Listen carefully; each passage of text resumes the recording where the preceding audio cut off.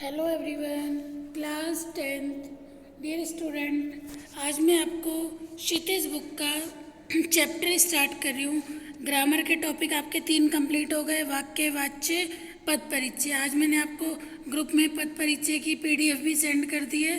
Complete पद परिचय आप लोग कर लेना, ओके। आज हम बुक स्टार्ट कर रहे हैं क्षितिज। क्षितिज का 2 भाग हैं, एक गद्य खंड, एक काव्य खंड, ओके। और गद्य खंड का लेसन नंबर 1 है, लेकिन सीक्वेंस में आप देखेंगे तो लेसन नंबर 10, ठीक है। नेताजी का चश्मा, जिस पाठ के लेखक हैं स्वयं प्रकाश। लेखक का जन्म, अभी मैं आपको लेखक परिचय बता रही हूँ। लेखक का जन्म सन 1947 में इंदौर मध्य प्रदेश में हुआ। ये मैकेनिकल इंजीनियर की पढ़ाई करके एक औद्योगिक प्रतिष्ठान में नौकरी करने वाले स्वयं प्रकाश का बचपन और नौकरी का बड़ा हिस्सा राजस्थान में बीता। फिलहाल स्वैच्छिक सेवानिवृत्ति के बाद वे भोपाल में रहते हैं और वसुधा पत्रिका के संपादक से जुड़े हैं। 8वें दशक में उभरे स्वयं प्रकाश आज समकालीन कहानी के महत्वपूर्ण हस्ताक्षर हैं। उनकी 13 कहानी संग्रह प्रकाशित हो चुके हैं, जिनमें सूरज कब निकलेगा, आएंगे अच्छे दिन भी, आदमी जात का आदमी, संधान उल्लेखनीय है। उनके बीच में विनय और ईंधन उपन्यास चर्चित रहे हैं। उन्हें पहल सम्मान, वनमाली पुरस्कार, राजस्थान साहित्य अकादमी पुरस्कार आदि पुरस्कारों से भी पुरस्कृत किया जा चुका है। मध्यवर्गीय जीवन के कुशल चितेरे स्वयं प्रकाश की कहानियों में वर्ग शोषण के विरुद्ध चेतना है, जो हमारे सामाजिक जीवन में जाति, संप्रदाय, लिंग के आधार पर हो रहे भेदभाव के खिलाफ प्रतिकार का स्वर भी है। रोचक किस्सागोई शैली में लिखी गई उनकी कहानियाँ हिंदी की वाचिक परंपरा को समृद्ध करती हैं। अब देखिए बेटा, चारों ओर सीमाओं से घिरे भूभाग का नाम ही देश नहीं होता, वरना उनमें रहने वाले सभी नागरिक, देखिए देश सिर्फ चारों ओर सीमाओं से घिरे हुए भूभाग को ही देश नहीं कहते, बल्कि उनमें रहने वाले सभी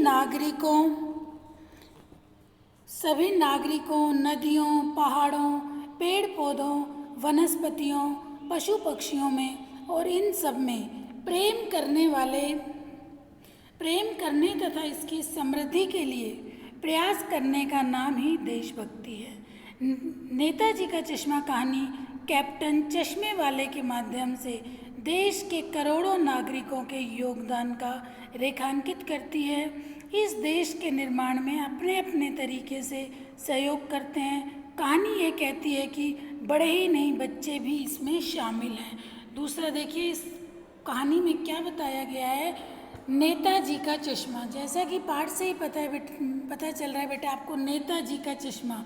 अब ये कहानी नेताजी सुभाष चंद्र बोस के भी एक छोटे से हिस्से, उनकी आंखों पे पहने हुए चश्मे पर आधारित ये पूरी कहानी है, ठीक है। और इसमें ये बताया गया है कि लोग क्या है, हमारे समाज में भी आप लोग हर जगह ये देखने को मिलेगा कि लोग खुद तो अच्छे कार्य करते नहीं, ठीक है, और अगर कोई व्यक्ति यदि अच्छा कार्य करता भी है तो लोग उसे क्रिटिसाइज करते हैं, अर्थात उसकी आलोचना करते हैं। ऐसे ही इस पाठ में ये बताया गया है कि प्रत्येक व्यक्ति के हृदय में अपने देश के प्रति देशभक्ति, अपने स्वतंत्रता सेनानियों के प्रति अपार श्रद्धा और प्रेम के भाव होने चाहिए।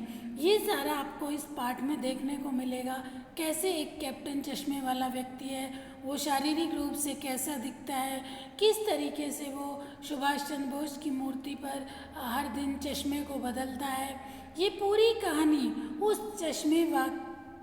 सुभाष चंद्र बोस की आंखों पे लगे एक छोटे से चश्मे पर आधारित पूरी कहानी है। अब देखिए, नेताजी का चश्मा।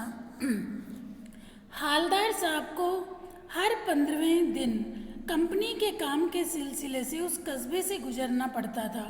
कस्बा बहुत बड़ा नहीं था। हालदार साहब, जिसे कंपनी के काम के लिए हर 15वें दिन बाद कस्बे में आना पड़ता था, कस्बा बहुत बड़ा नहीं था जिसे पक्का मकान कहा जा सके। वैसे कुछ ही मकान और जिसे बाजार कहा जा सके, एक ही बाजार था। उस कस्बे में एक ही बाजार था। कस्बे में एक लड़कों का स्कूल था। एक कस्बे के बारे में बताया है कि जिस कस्बे में नेताजी सुभाष चंद्र बोस की प्रतिमा लगी हुई थी। ठीक है, वो कस्बा बहुत बड़ा नहीं था। एक बाजार था, एक लड़कों का स्कूल था, एक लड़कियों का स्कूल था, एक सीमेंट का छोटा सा कारखाना था, 2 ओपन एयर सिनेमा घर थे, 2 नगर पालिका भी थी। नगर पालिका भी कुछ ना कुछ काम करती रहती थी। कभी कोई सड़क पक्की करवा दी, कभी कुछ पेशाब घर बनवा दिए, कभी कबूतर के लिए छतरी बनवा दी, कभी कभी सम्मेलन करवा दिए। इसी नगर पालिका के किसी उत्साही बोर्ड के प्रशासनिक अधिकारी ने एक बार शहर के मुख्य बाजार के मुख्य चौराहे पर नेताजी सुभाष चंद्र बोस की एक संगमरमर की प्रतिभा बनवा दी। उसी कस्बे में बीचों बीच, शहर के बीचों बीच मुख्य बाजार में नेताजी सुभाष चंद्र बोस की एक संगमरमर की प्रतिभा बनवा दी गई। यह कहानी उस प्रतिमा के बारे में है, बल्कि उसके भी एक छोटे से हिस्से के बारे में है। किसके बारे में ये पूरी कहानी?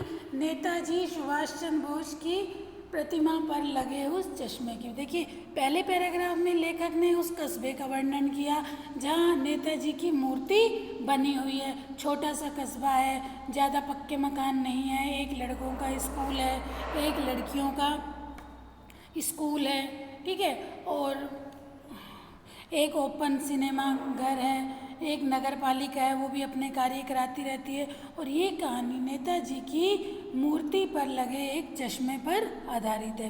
पूरी बात तो अब पता नहीं, लेकिन लगता है कि देश के अच्छे मूर्तिकारों की जानकारी नहीं होने और अच्छी मूर्ति की लागत अनुमान और उपलब्ध बजट से कहीं बहुत ज़्यादा होने के कारण काफ़ी समय ऊहापोह चिट्ठी पत्री में बर्बाद हुआ होगा और बोर्ड की शासनविधि समाप्त होने की घड़ियों में किसी स्थानीय कलाकार को ही अवसर देने का निर्णय किया गया होगा और अंत में कस्बे के इकलौते हाई स्कूल के इकलौते ड्राइंग मास्टर मान लीजिए मोतीलाल जी को यह काम सौंप दिया गया होगा, जो महीने भर में मूर्ति बनाकर पटक देने का विश्वास दिला रहे होंगे कि इस मूर्ति को मास्टर मोतीलाल ने से बनवाने का काम किया होगा, क्योंकि बजट बहुत अधिक होगा नहीं और ये यहीं का स्कूल का अध्यापक है, ये कम पैसों में इस मूर्ति को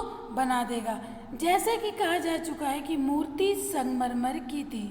मूर्ति किसकी बनी हुई थी? संगमरमर की। टोपी की नोक से कोट के दूसरे बटन तक कोई 2 फुट ऊंची। अब मूर्ति की ऊंचाई कितनी थी? सिर्फ 2 फुट की, ठीक है, जिसे बस्ट और कहते हैं। मूर्ति सुंदर थी, नेताजी सुंदर लग रहे हैं, कुछ मासूम और कमसीन फौजी वर्दी में। मूर्ति को देखते ही दिल्ली चलो, तुम मुझे खून दो वगैरह याद आने लगते हैं। इस दृष्टि से यह सफल और सराहनीय प्रयास था। केवल एक चीज़ की कसर थी जो देखते ही खटकती थी। नेताजी की आंखों पर चश्मा नहीं था, यानी चश्मा तो था लेकिन वो संगमरमर का नहीं था। और कैसा चश्मा लगा हुआ था? रियल का चश्मा लगा हुआ था। देखिए, नेताजी सुभाष चंद्र बोस की प्रतिमा पर को किसने बनाया? एक कस्बे के ही एक ड्राइंग अध्यापक से उसे बनवाया गया और वो मूर्ति किसकी बनी हुई थी? संगमरमर की। उसकी हाइट कितनी थी? 2 फुट। 2 फुट की उसकी हाइट थी। सिर की टोपी की नोक से लेकर कोट के दूसरे बटन तक की। और उसे ड्राइंग अध्यापक मोतीलाल ने ही, कस्बे के ड्राइंग अध्यापक मोतीलाल से ही उस मूर्ति को बनवाया गया था। अब मूर्ति संगमरमर की थी, लेकिन हैरानी की बात ये थी, लेखक कह रहे अचरज में डाल देने वाली बात ये थी, मूर्ति संगमरमर की, लेकिन उस पर जो चश्मा लगा था बेटा, वो चश्मा कैसा था? रियल का लगा हुआ था।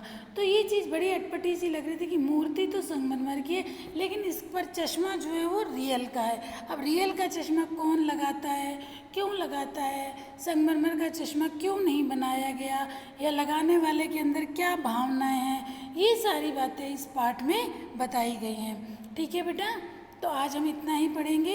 ये क्लियर हो गया? ये पूरी कहानी किस पर आधारित है? नेताजी की आंखों पर लगे चश्मे पर।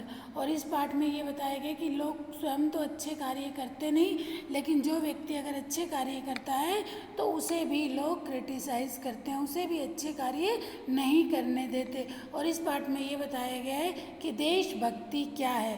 सिर्फ लोगों का होना ही देशभक्ति नहीं है, बल्कि आपस में सबका एक दूसरे के प्रति प्रेम भाव ही देशभक्ति है।